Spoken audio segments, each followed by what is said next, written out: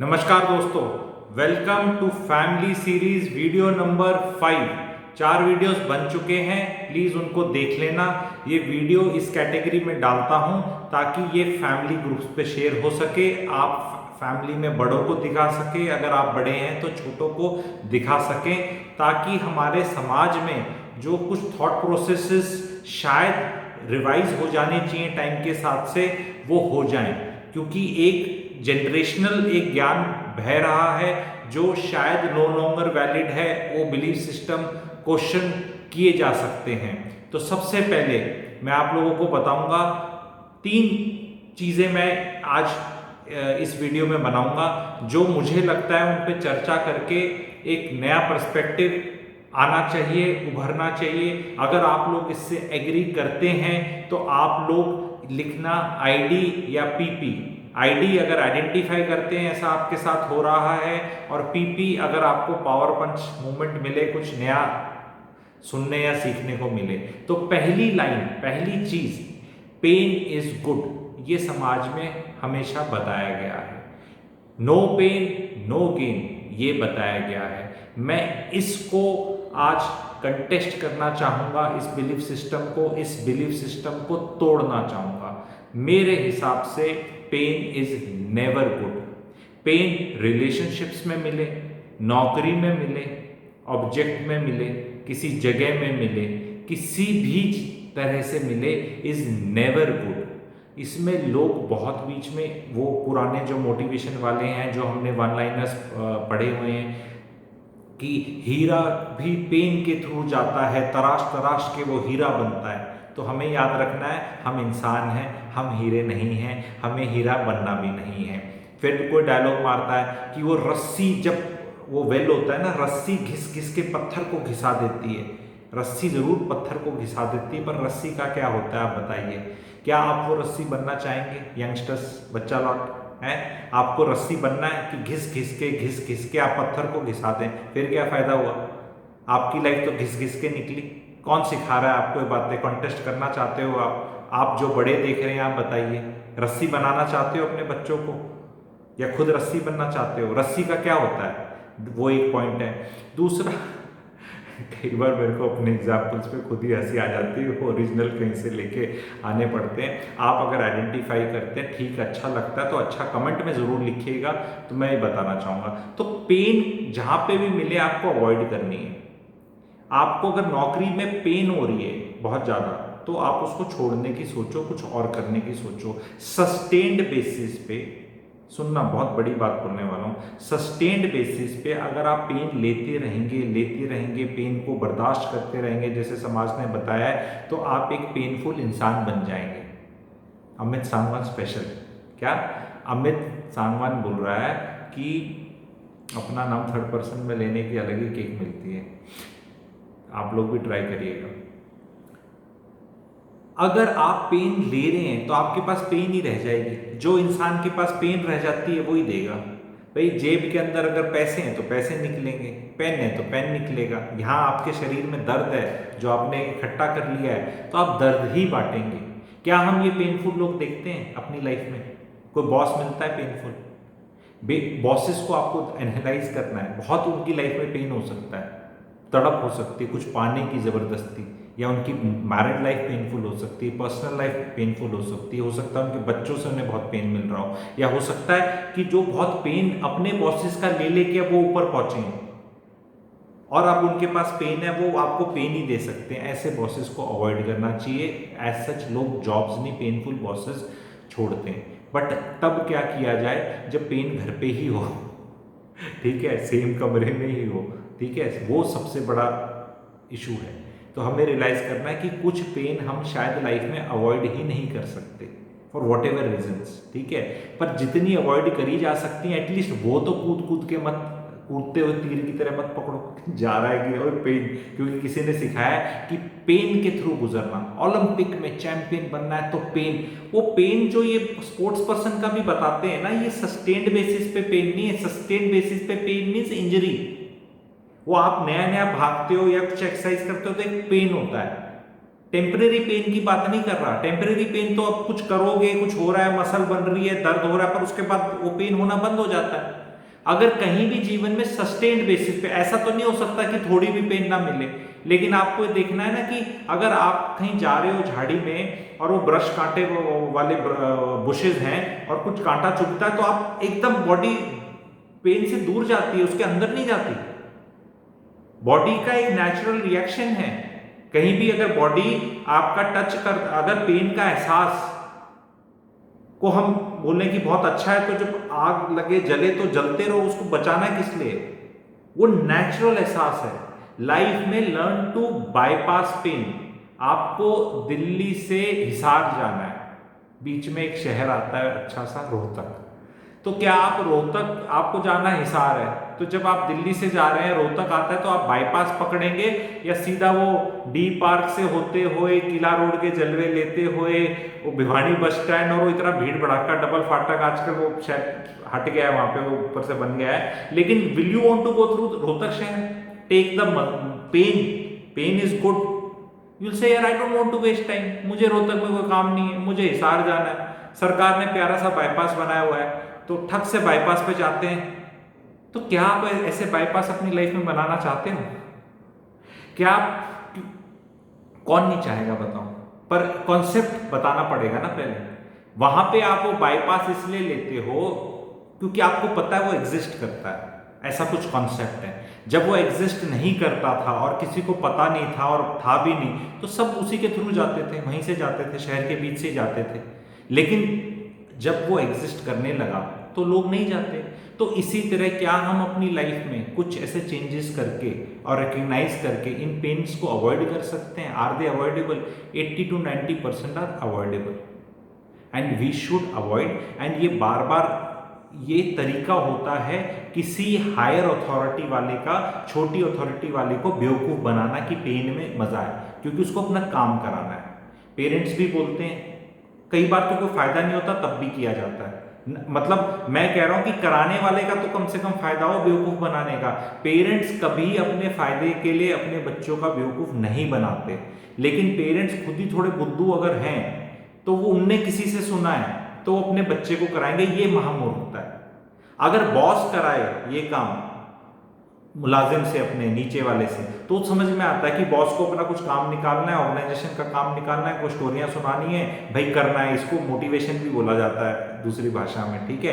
बहुत चैनल्स में मोटिवेशन दिया जा रहा है, मैं मोटिवेशन नहीं देना चाहता, क्लैरिटी देना चाहता हूं। मेरा मानना है 84 लाख योनियों के बाद इंसान का शरीर मिलता है, अगर उस शरीर मिलने पे भी आपको जीने के लिए मोटिवेशन की जरूरत है तो आपका बेड़ा गर्क हो चुका है। आपको कुछ बहुत बड़ी चीज की जरूरत है, मोटिवेशन की अगर जरूरत पड़ गई आपको, जरूरत मोटा मोटा जो अच्छे बच्चे होते हैं उनको सिर्फ क्लैरिटी की चाहिए कि बता कौन सा एग्जाम दूं, कितने नंबर लाऊं, कहाँ जाऊं, क्या हो मेरे साथ, क्या खरीदूं, कहाँ इन्वेस्ट करूं, कैसे सीखूं। क्यूरियोसिटी और जानना और क्लैरिटी, यही सीख करनी है हमें। मोटिवेशन मत सीख करो। You should all be motivated to live a good life on default setting, and once you are motivated then all you require is clarity to achieve your goals and sapna as per your औकात, ठीक है। So this was one thing which I wanted to say कि please do not take this as a gospel कि pain is good, pain is never good. Please try to avoid pain in all situations. Nature ने हमें ऐसा ही बनाया है, जानवर भी pain avoid करते हैं, और जो जितना अवॉइड कर सकते हो अवॉइड कर लो। और ये डायलॉग मत मारो कि भाई ये पत्थर है, इसको तराशा जाता है तभी मूर्ति बनती है भगवान की और पूजी जाती है, अगर पत्थर पेन से ना जाए तो मूर्ति। ये क्या स्टोरियाँ हैं भाई? हम पत्थर नहीं है, ना हमें मूर्ति बनना भगवान की, हम इंसान हैं, हमने ये काम नहीं करने, ठीक है। भगवान ने जैसा बना दिया, जैसे बन के बहुत अच्छा है। अब ये नाक को कम कर लो, होठ को पतला कर लो, आंखें बड़ी कर लो, बाल काले कर लो, बड़े सुंदर बन जाओ, पता नहीं क्या बन जाओगे, ठीक है। तो प्लीज ये पेन को आप कोशिश करें, जबरदस्ती का पेन सीख ना करें अपनी लाइफ में। दूसरी चीज, ये जो गलतियां हैं आप अपने बच्चों को बताना है, बहुत बड़ी गलती है इस स्टेटमेंट में, मनी इज नॉट एवरीथिंग। बहुत बोला जाता है, इसकी हिंदी भी होती है, पैसा सब कुछ नहीं होता, मनी इज नॉट एवरीथिंग। ये बहुत सुनने में मिलता है, बहुत लोग बात करते हैं। मैंने आज तक कभी भी किसी अमीर आदमी को, पैसे वाले को ये बोलते हुए नहीं सुना, क्योंकि उसके पास तो मॉरल राइट है बोलने का, लेकिन वो नहीं बोलता, कभी नहीं बोलता ये, ठीक है। उसको पता है क्या है पैसा, वो ये भी नहीं कहता मनी इज एवरीथिंग, वो ये भी नहीं बोलता, पर वो ये भी नहीं बोलता मनी इज नॉट एवरीथिंग। दूसरा, गरीब आदमी वो भी नहीं बोलता ये, क्योंकि उसे भी पैसे की इंपॉर्टेंस पता है, वो भी मुझसे ये नहीं बोलता। ये बोलते हैं हम middle class, confused middle class, थोड़ा है थोड़े की ज़रूरत है वाला, ठीक है ज़रूरत है, नहीं चाहिए, नहीं मिला तो अच्छा नहीं है। ये मिडिल क्लास ही बेचारा कंफ्यूज्ड है।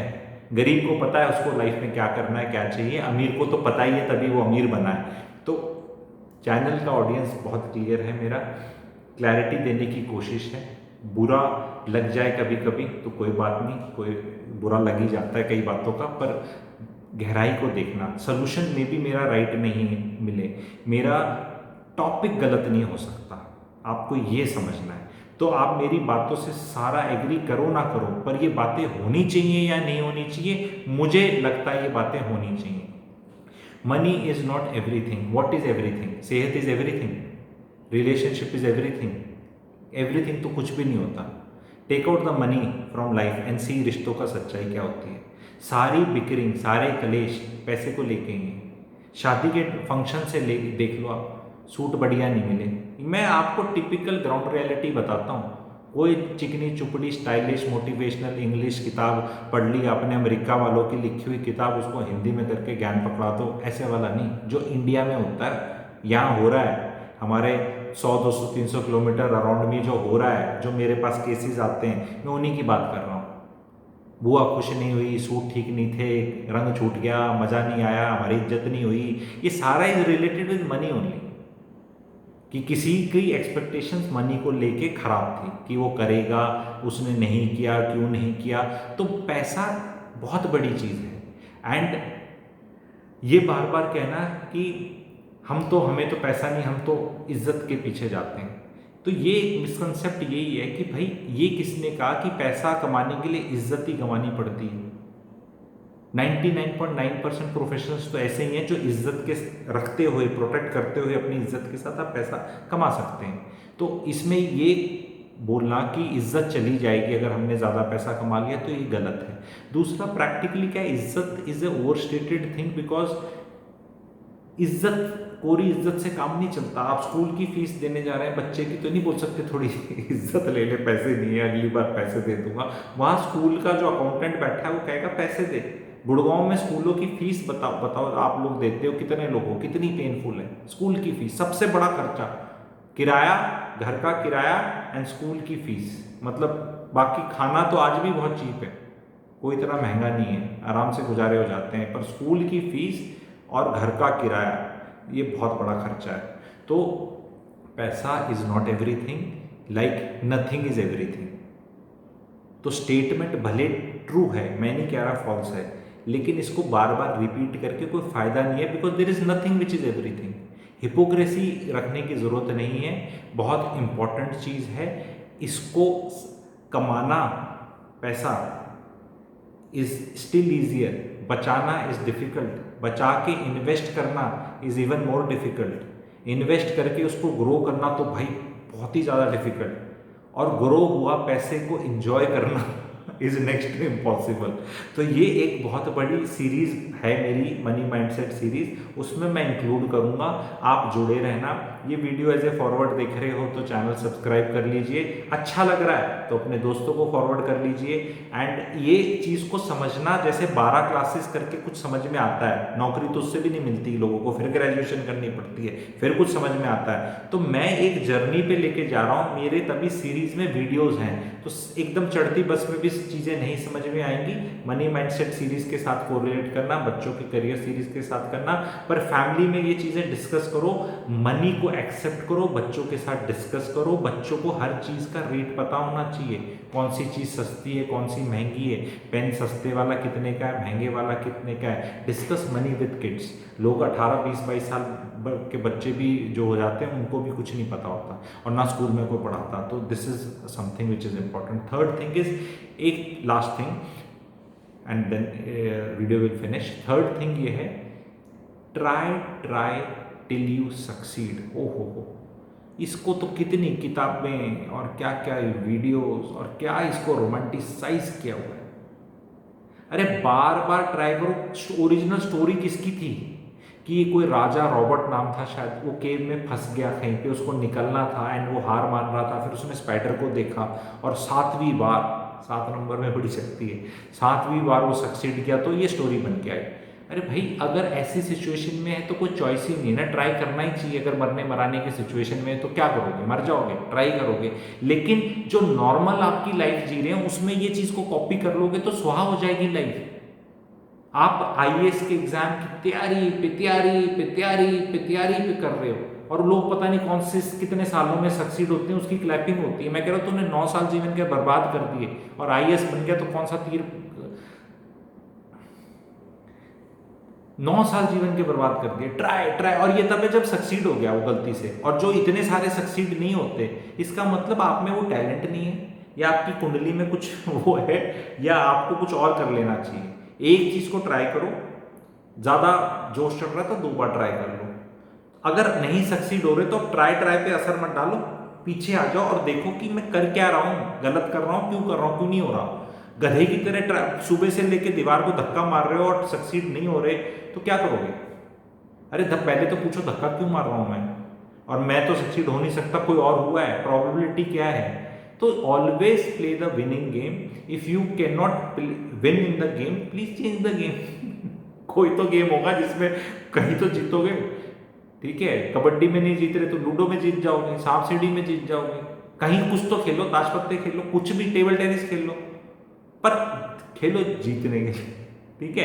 ऐसे बहुत लोग हैं जो हारी हुई चीज में फंसे हुए हैं और वहीं ट्राई ट्राई ट्राई ट्राई कर रहे हैं। क्यों भाई, मतलब अगर फिश फ्लाई करना ट्राई करेगी तो कर लेगी क्या, नहीं कर सकती, उसको स्विमिंग ही करनी है। तो थोड़ा बहुत ट्राई करो। और ये पापा मम्मी बहुत बोले, अब लोग कहते हैं ना, अब मैं क्या, मेरा सीनियर ऑडियंस बहुत वो हो रहा है, बहुत बच्चे ना मेरे वीडियोस फॉरवर्ड कर देते हैं और वो मेरे जो ऑडियंस की मेरे को एज आती है ना, वो ऊपर वालों की एज कम होती जा रही है।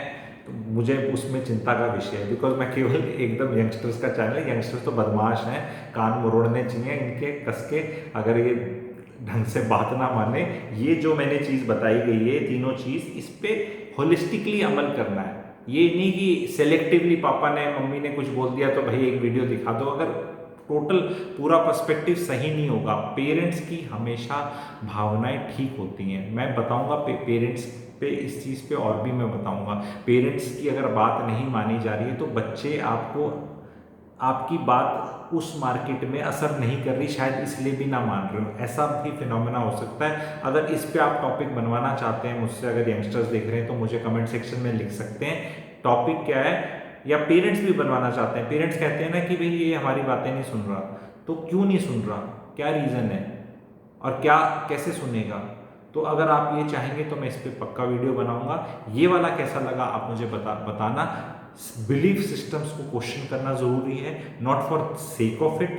क्वेश्चन ज़रूर करिए, अगर फॉल्टी हैं तो उनको ठीक करिए, चर्चा का विषय बनाइए, एंड ट्वीक की ज़रूरत है तो ट्वीक करिए, पूरे कोलैप्स करने की ज़रूरत है तो कोलैप्स करिए। जो आपको आपकी समझ से ठीक आए वो करिए, लेकिन इनको चर्चा का विषय फैमिली ग्रुप्स पे मेरी रिक्वेस्ट है, ज़रूर बनाएं, वीडियो को शेयर करें, लाइक करें। Thank you.